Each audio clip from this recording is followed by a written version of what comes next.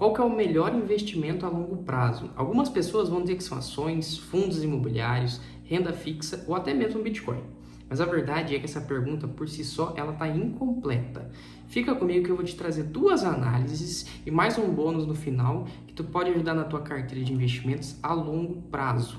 Então, antes de tudo, se inscreve no canal e deixa seu like. Mas antes de falar de investimentos, vamos responder uma parte da pergunta. O que é longo prazo para você? Por que eu falo isso? Para algumas pessoas, longo prazo são 5, 3 anos, enfim, tudo bem. Mas quando a gente fala de mercado, a gente está falando de no mínimo 10 anos. Então, a partir de 10 anos é longo prazo.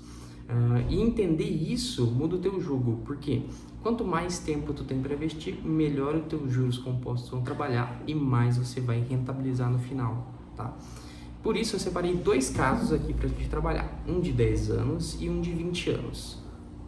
Então, basicamente, o que eu fiz? Separei 4 índices simples e comparei eles ao longo dos últimos 10 anos para a gente saber qual que foi a rentabilidade desses ativos nesse período.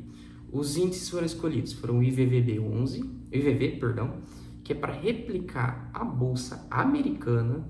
Eu coloquei também o IBOV, que é para replicar a nossa bolsa de valores, o IMAB, que é um índice que ele mede títulos atrelados à inflação, então aquele nosso famoso IPCA+, e o CDI, que é a nossa taxa, na verdade não é a taxa básica de juros, mas é o mais próximo do que nós temos. Então quando a Selic, né, que é a nossa taxa básica de juros, está 10, o CDI ele vai estar 9,9, sempre 0,10 a menos. Então, para a gente utilizar esse exemplo, vou colocar na tela o resultado dos 10 anos. Então, vai estar aparecendo aqui para vocês. O que vocês vão notar? Nesse período de 10 anos, o IVV ele apresentou uma melhor rentabilidade. E nesse período de 10 anos, o que isso significa? Que a bolsa americana foi a que melhor performou, foi a que rendeu mais. Então, seria inteligente da tua parte perguntar assim, Marlon, então beleza, eu já sei que a bolsa americana foi a que rendeu mais. Então, se já aconteceu no passado, muito provavelmente vai acontecer no futuro, vai replicar esse padrão. Então, vou colocar a partir de agora todo o meu dinheiro em bolsa americana, através do IVV ou através do IVVB11.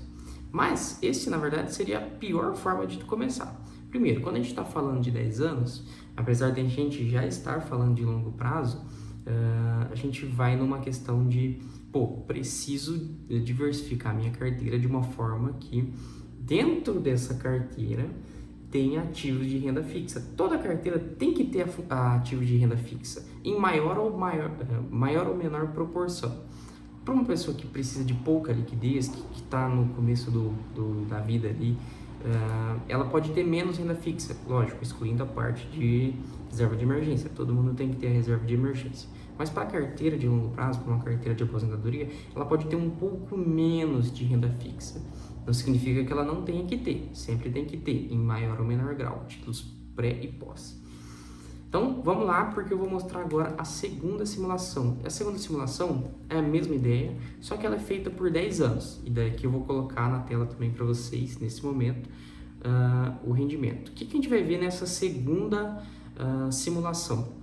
São os mesmos ativos, mas a gente vai notar que aqui, o que performou melhor? Já não foi mais a Bolsa Americana, foi o IMAB. E o IMAB são títulos atrelados à inflação, principalmente porque nesse período de 20 anos nós tivemos picos de inflação, lá em 2015, lá no período da pandemia. Então esses picos de inflação fazem com que esse índice suba mais. Então é importante, voltando da importância de uma carteira bem diversificada com ativos de renda fixa. Quando a gente fala nesses ativos de renda fixa, a gente está falando de proteção para você de uma forma pós-fixada, pré-fixada ou IPCA+. Então, o que a gente vai ver? O primeiro que performou melhor foi os títulos atrelados à inflação, através do IMAB. O segundo é o IVV, então, a Bolsa Americana continua relevante. Inverteu as posições, então, nesse caso de 20 anos, o CDI ficou acima do nosso Ibovespa. O que isso significa aqui? A nossa taxa de juros, por natureza do brasileiro, ela é muito alta, então ela costuma ficar acima. E o Ibovespa ficou abaixo. ficou em último lugar ali com 388% de rentabilidade. Mas, o que eu vou mostrar para vocês? O que eu vou falar para vocês? O Ibovespa, ele é uma forma de você comprar o índice. Quando você compra o Ibovespa, você está comprando ações boas e ruins, tudo numa cesta. Você não precisa fazer isso, você pode escolher suas próprias ações e provavelmente fazendo isso, se você escolher boas ações de fato, você vai ter uma rentabilidade maior que o Ibovespa. Então, aqui de novo trazendo, não existe um único produto que vai entregar, um único investimento que vai te entregar a rentabilidade máxima, mas você vai ter que intercalar, porque em alguns momentos um vai render mais, em outros momentos outro vai render mais, e tu vai fazendo a rebalanceação de acordo com a tua estratégia. E aqui eu trouxe uma estratégia, aliás, eu trouxe uma simulação bastante simples, só para ser didática mesmo. Eu poderia ter colocado aqui o IFIX, poderia ter colocado outros índices, mas daí também não teria, por exemplo, o IFIX ele nasceu ali em 2011, então não teria tempo hábil para a gente fazer mais simulações, né? E também não foi atrás aqui de estudos acadêmicos que poderia trazer uma outra visão. Mas para vocês entenderem que não existe um ativo perfeito, alguma coisa que você vai aplicar ali e não vai ter risco, vai render bastante, você pode resgatar a qualquer momento, que é aquele pilar que eu sempre falo, né, de rentabilidade, liquidez e segurança. Muito difícil em uma única classe de ativos tu vai conseguir os três. Normalmente tu consegue em um ativo 1, no outro ativo 2, mas eles nunca vão estar totalmente intercalados. Então, se você gostou desse vídeo, se você gostou do canal, se inscreve aí, por gentileza, deixa seu like, vai me ajudar bastante. Eu tô com uma meta agora, vou fazer esse canal aqui ter 1.000 seguidores, 1.000 inscritos, desculpa. E eu conto muito com a tua ajuda aí, se inscreve. Se você gostar, se você tiver alguma demanda aí, alguma coisa no teu que você precisa aprender, coloca aí nos comentários, eu vou gravar um vídeo, vou encher esse negócio aqui de vídeo. Vídeo mesmo, meu amigo, vai ter vídeo pra caramba. Eu tô planejando aí gravar 5 vídeos por semana. Eu, sinceramente, eu não sei como é que eu vou fazer isso, porque não existe tempo no mundo para fazer tudo isso e mais a nossa vida pessoal, mas vai ter. Então me ajuda nessa objetiva aí. Então 1.000 inscritos até final do ano. Se inscreve no canal, deixa seu like.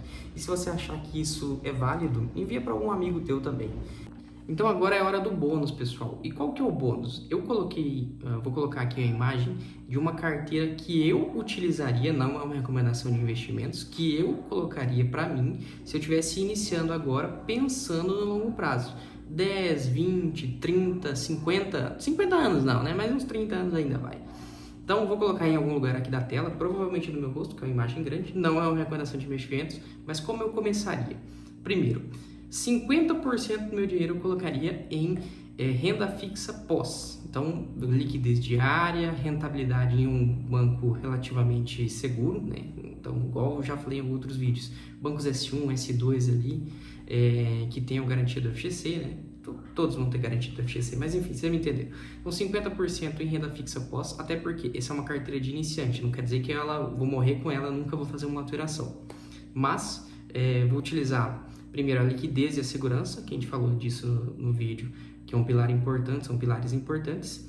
10% eu já começaria a investir em fundos imobiliários para ter rendimentos todos os meses ali, também ter uma previsibilidade e também ter exposto ao setor imobiliário e podendo ter a valorização desses ativos. 15% do meu dinheiro eu colocaria em ações e de início aí ações, boas ações conhecidas de valor de mercado interessante, que se possível estejam descontadas, mas daqui eu estruturei em 2 bancos, uma seguradora e uma utilidade de alguma empresa de utilidade pública. Por que só essas 4 ações? Porque, cara, é muito difícil de acompanhar uma empresa, sabia? Então, se você tiver muitas ações, você vai gastar muito tempo fazendo isso. Se você já colocou fundos imobiliários ali, eu não falei, né? Mas eu colocaria pelo menos 2 de tijolo ou 3 de tijolo e 1 de papel. 10% eu colocaria em pré-fixado para aproveitar essa taxa que nós temos agora, tá?